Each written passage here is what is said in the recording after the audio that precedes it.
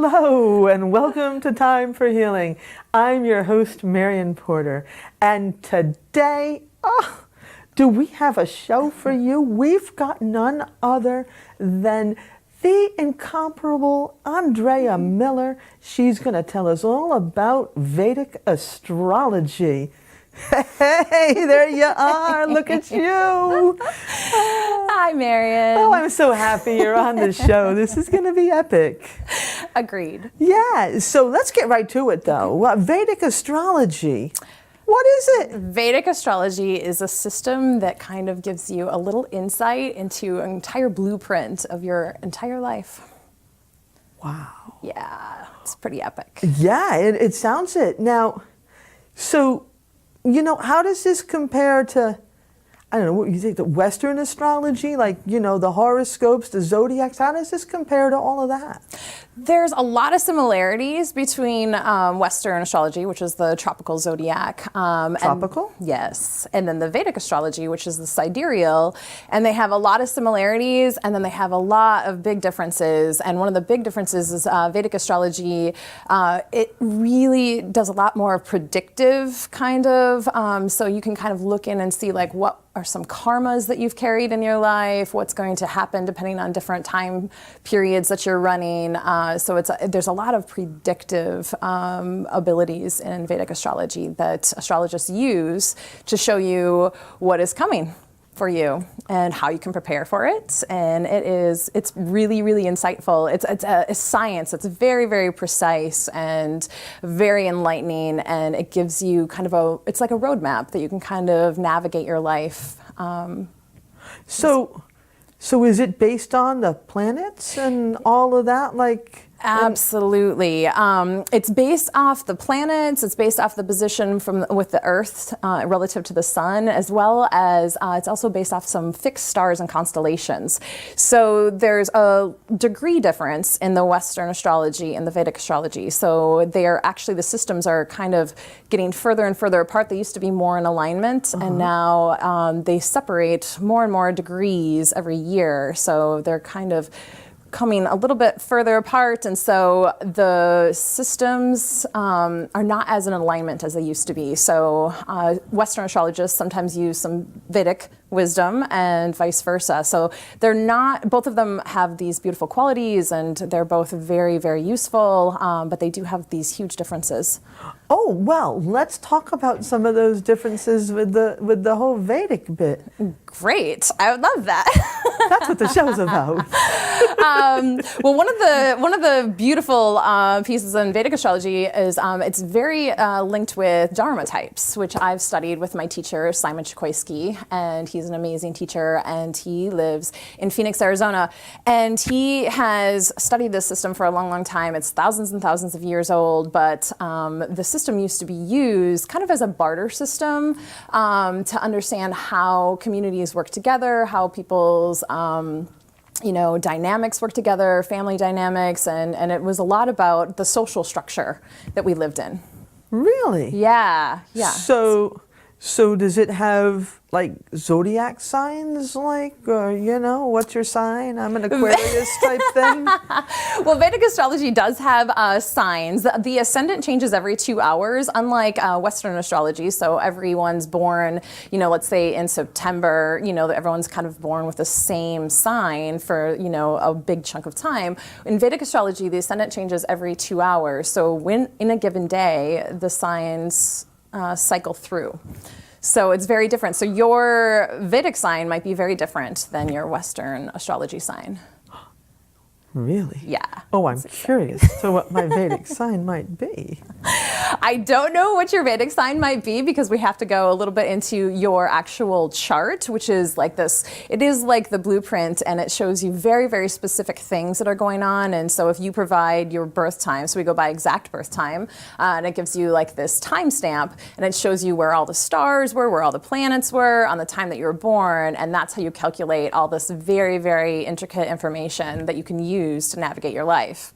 One of those being your Dharma type. And And that is one of the simplest ways. It's kind of like, it's understanding almost like a foundation of who you are and what your purpose is in this life. And it's one of the easiest things to really understand as far as like the Vedic system goes, because it can get really complex and there's a lot of intricate things that go along with it. But the Dharma Types is like this beautiful, very concise system that not only do you understand yourself, but you can understand other people in a more in-depth way.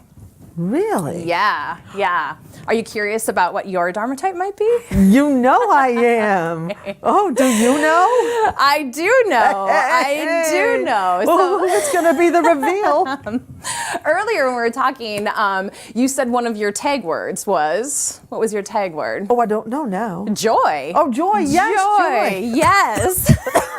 Yes, joy. Absolutely. That actually reveals a bit about what your Dharma type is, which you are a merchant. And merchants. Merchant? Yeah, you're a merchant. We actually live in a merchant society, but merchants' purpose in this world is to connect others, to help others to live a more juicy and joyful life. And so they are here to really experience all the senses, taste all of the indulgences in life. That is me. That is definitely me. you. Yes, Definitely absolutely. Merchant. Merchant, yeah.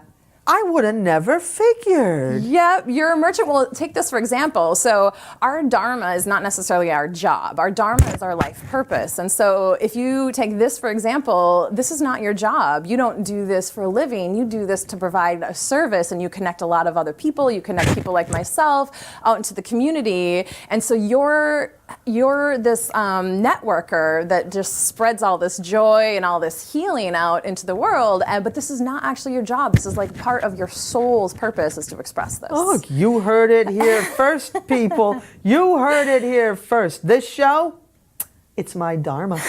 Oh, tell me more. And you know that. I know that this is your Dharma because when we talk about it, you light up. You're like, oh, I want you to come on my show. I'm so excited. This is how you always talk about this show. Is like, I'm so excited to have you on as a guest. I'm so excited to introduce you to people because you get this light that's really lit up inside of you, and that's your soul saying, yes, I want to express more of that. Show me more of that. I want to taste more of that. And that allows you to not only live your Dharma, but it spreads out, and that light shines not only onto yourself, but onto the other people around you, and you can really feel that energy. Like it is an energy that shines outward. That actually is rather descriptive of me. Yeah. So it's not just like opening up a store and like selling hardware supplies? No. In fact, when I walked in, you complimented my accessories, and that is very much a merchant. Like you notice accessories, you notice the beautiful things in life, you notice art, But that's music. a magnificent scarf. Well, thank you. I mean, but you always look so nice. But that is true. I notice garments and I notice how they're put together. Absolutely. Another thing about merchants is they're storytellers. Oh, I do love to spin a yarn. Yes, you do. And laughter and enjoyment is so much a part of your stories. You always bring laughter into a room, and that's a big part of a merchant's purpose is they come in, and it's not about just like what are we doing every day to work and earn money and all that stuff. It's like, wow, how are we actually experiencing life? And they express in big ways. And so that is me. Yes. Oh my God, everything's epic. Everything's the greatest. They're the entertainers and the storytellers. Oh, well, look at that. I have a show. I guess I'm an entertainer. And you're very good at it.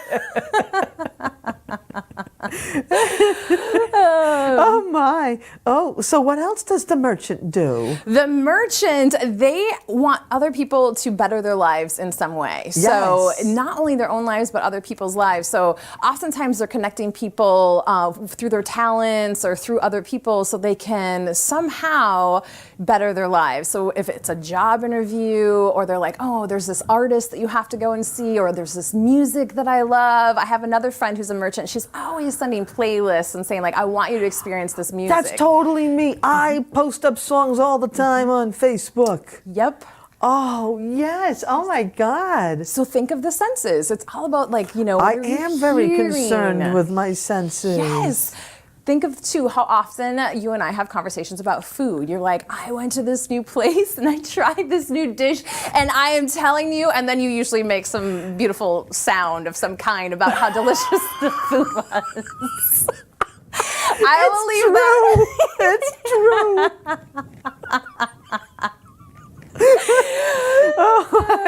Because you want other people to experience what you've experienced. Yes. Through your description of it. Yes. Yes. You know, that is me. it is the nectar of life. Merchants are tasting the nectar of life. Oh, I love the nectar. I do so love the nectar.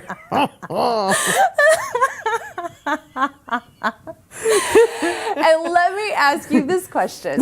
If life did not have nectar, what would it be for you? Dead. Dead. I can't imagine a life that just isn't fantastic. I mean, look at this. Look at this on the table. This is magnificent. It's just bursting with love and it just matches you so well.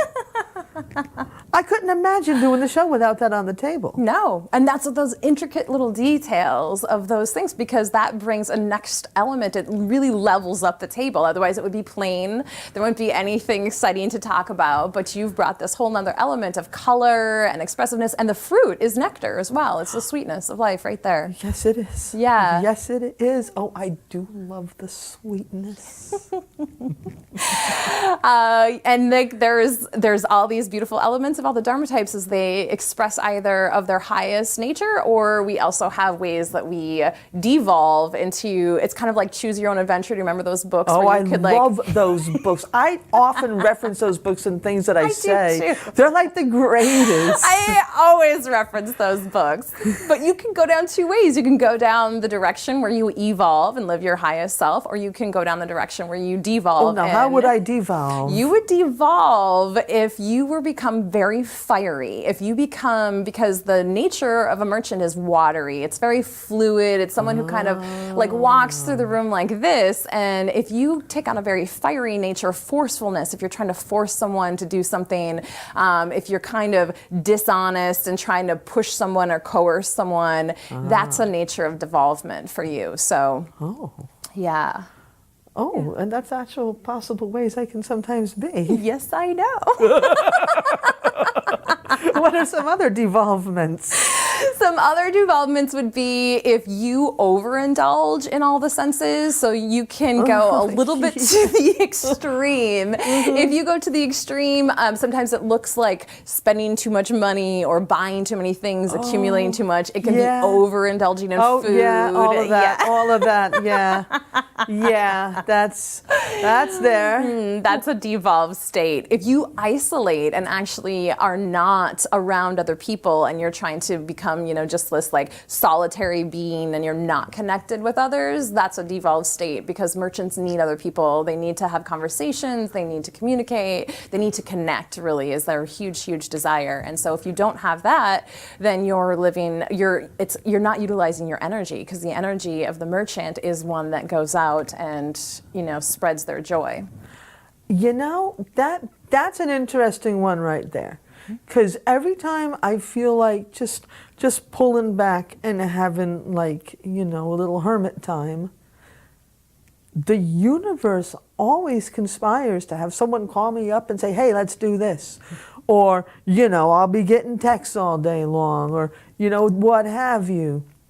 So yeah, it's almost like that's not something that I can be. Yep. I do love being with people. You do. People that don't irritate me, but I do love being with them. Well, if you even think of one of your favorite workouts, what is your favorite workout that you do often? Kayaking. Kayak. Who do you usually go kayaking with? Are you usually alone, or are you with somebody? Well, it depends, because not a lot of people want to kayak when I'm kayaking, but on the river, I meet so many cool people, so many fun times, because everybody on the river is just really chill, and I always have good times on the river. awesome. And you're out there experiencing life, and that's also another element that you just described about the merchant is they tend to meet people. They are the ones that are going out and they meet others, they have conversations. They're usually very, very likable. People want to have conversations with them, and the stories that they tell, they keep people very engaged. So you're like, I want to hear more. Tell me more about this adventure that you had. Take me on your next adventure. So yeah, they're the ones that bring others with them to go out there and really taste life. I do love to taste life. Yes, you do. And you talk about it all the time, which is your purpose. That is part of your Dharma, because you're reminding other people it's important to go out and taste life, because other Dharma types can get really stuck in like, oh, I have to be on my diet, or I have to save money, or like there's some of these other structures that they kind of fall into. Yeah. And so part of your Dharma is to remind other people, hey, it's not just about paying your bills. You have got to go out there and experience life. Well, that's my whole thing is my life has always been in search of awesome experiences, I want to experience everything. And when you're really experiencing life, how do you feel? Like I'm on top of the world. Yeah. That's when you know that you're living your Dharma, because your soul is getting to express big like this, right? Otherwise, sometimes we get into that place where we're like really almost feel small and like we're constricted, but when we're really, really living our Dharma, we really get to express, and we're having those experiences that really fuel us and give us more energy versus kind of depleting us and making us feel like we're just kind of living day to day and there's no real purpose to life. Exactly. Huh. Wow. This all makes sense. Mm-hmm. Because sometimes I think I should just really sit home and meditate and write and do all of this stuff. I think that's what I should be doing at times.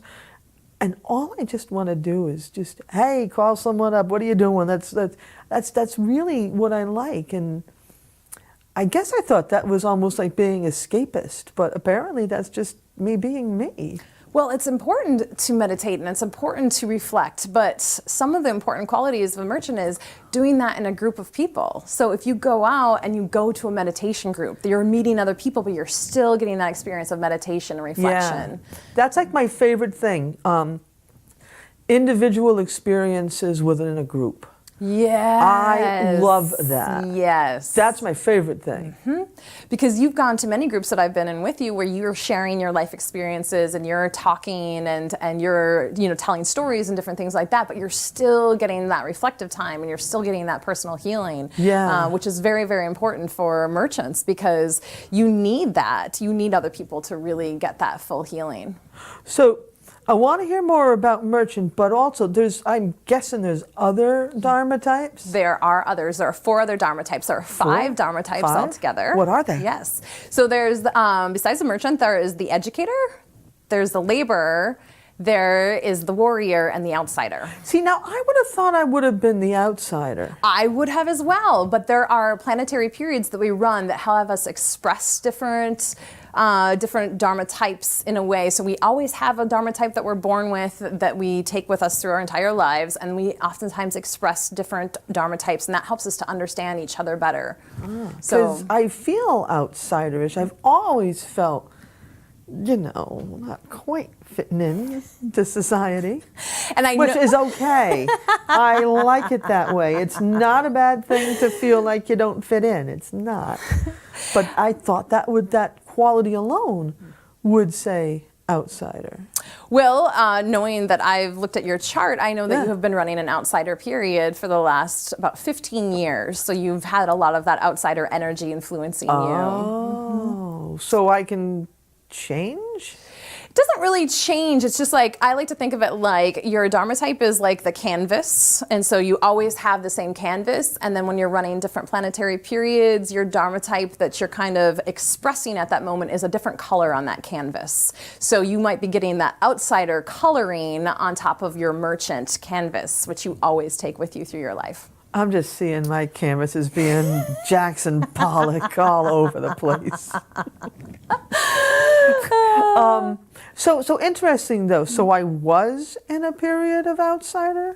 You're still in a little bit of an outsider period, yeah. So you get some of that influence. And the outsiders, they are the rebels and the innovators. And what they really want to help people express is this sense of belonging. You belong together, but also they help people break free. So you're breaking free of the confines of like society, and you know, you're not necessarily fitting into the status quo. That just sounds like so much work. I'd much rather make people laugh. Yep. Yeah, exactly. That's everything that you said about the merchant. That's much what I'd rather do than. I don't want to help people break free. I want to help people laugh and enjoy a good sandwich.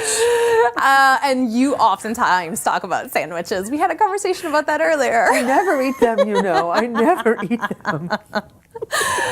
But you brought up a really, really important point is if you are living true to your Dharma, it comes easily. It comes easily, and you're utilizing your energy in the easiest way possible. I actually am an outsider. And so I've always been on the outside, and every time I've tried to fit in, it takes me so much energy to try to fit in versus if I just continue to be myself and accept myself as I am, it just, my energy flows versus like feeling like I'm, you know, going against the grain all the time. So it's like, are you either in the flow or are you going against upstream?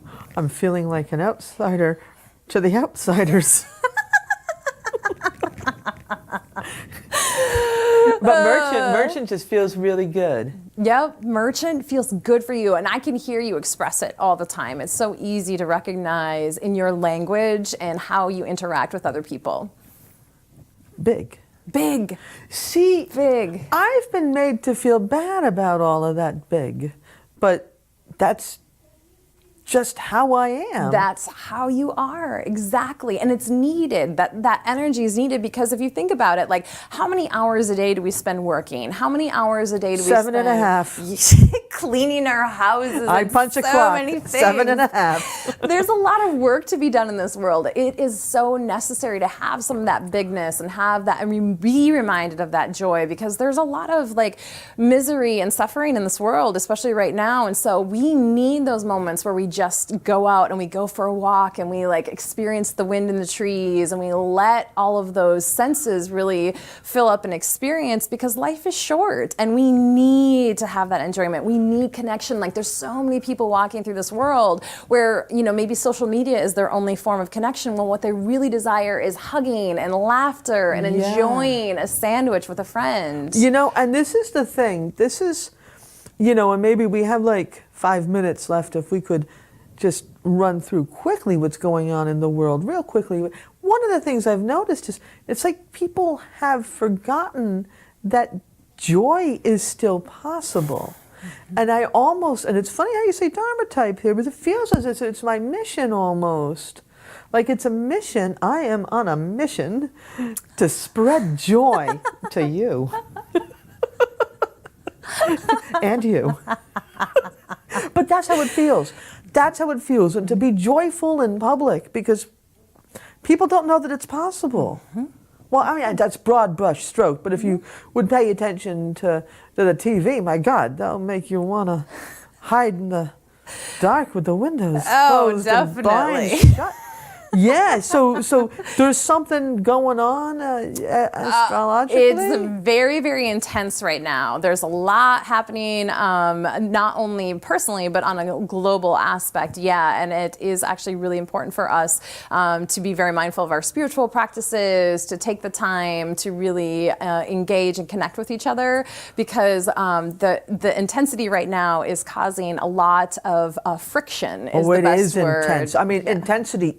That's the word. Mm-hmm. Yeah, and so the more and more we can remember and get back to our true self and our true nature and our authentic truth, and what really makes us glow as much as possible, even in the very, very small moments of the day. So whether it's reading a book or having a wonderful meal, listening to music, it's really, really important to connect to those little parts of ourselves that really, really, really fuels us, so that we can be the best versions of ourselves ourselves so that we can go out when we're out laughing and remind other people that laughter is still possible. Oh God, laughter is beautiful. So a way to do this is to know your Dharma type. To know your Dharma type, that's right. Yeah, look at the 5 Dharma types. Dharma types. Wow. Yes. And so my teacher, Simon Chikoisky, wrote this. It is, it's a very digestible book. The way he writes very fluidly, and it's so fun to read. And if you ever, he has tons of videos on YouTube, and he's very entertaining, and he's a wonderful, wonderful teacher.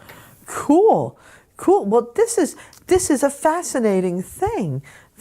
So you're the outsider. I am the outsider, yes. I'm actually an outsider playing an educator. Wow. Yeah. So how does that work out for you? It's working out so far because I teach Dharma Types at Dharma School, so it seems to be working pretty well for me. It's been an interesting journey, and the more and more I know about my Dharma Type, the more I get clear on who I am and what my purpose is in this world, and I say yes to the things I'm supposed to say yes to and no to the things that I shouldn't be doing, and it has allowed me to really in so many ways be the best version of myself possible, and I feel completely authentic, and my integrity feels so in alignment with what I'm doing and what I'm teaching and learning and my connections with others. I don't know, the best way to describe it is I feel at home now. And so for a lot of people who are just wandering and confused, that would be a great first place to start, so you get an idea of who you are. It sounds a lot, to me, it sounds more psychological in nature and description than the Western astrology. Would that be a fair assessment of it? That is a bit of a fair assessment. They both deal a little bit with the psychological aspects. This is just one very, of the whole entire system, this is just one little piece that helps us see our entire puzzle. So this is like one piece of the whole entire spectrum. So it's understanding our foundation. That's what this system really does. So we really get clear on what our purpose is, and then we can kind of build from there. That's amazing. So in a minute, can you say what the other systems are in Vedic astrology?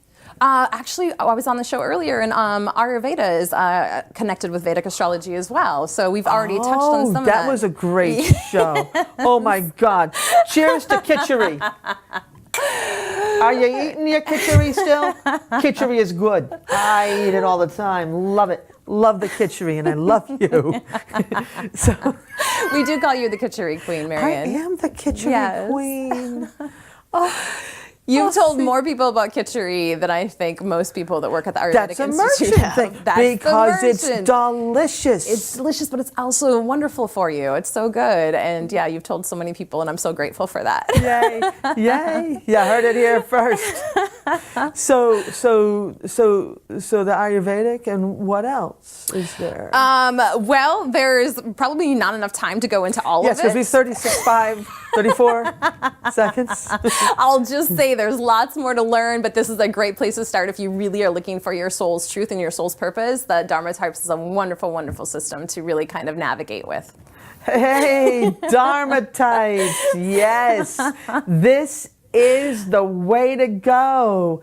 Oh my God, find out your Dharma type and be at home and at peace with yourself. That is epic. Thank you so much for coming on to my show. Oh, I love you. I love you, Marion. All right. So thanks for watching. We'll see you next time. Bye-bye.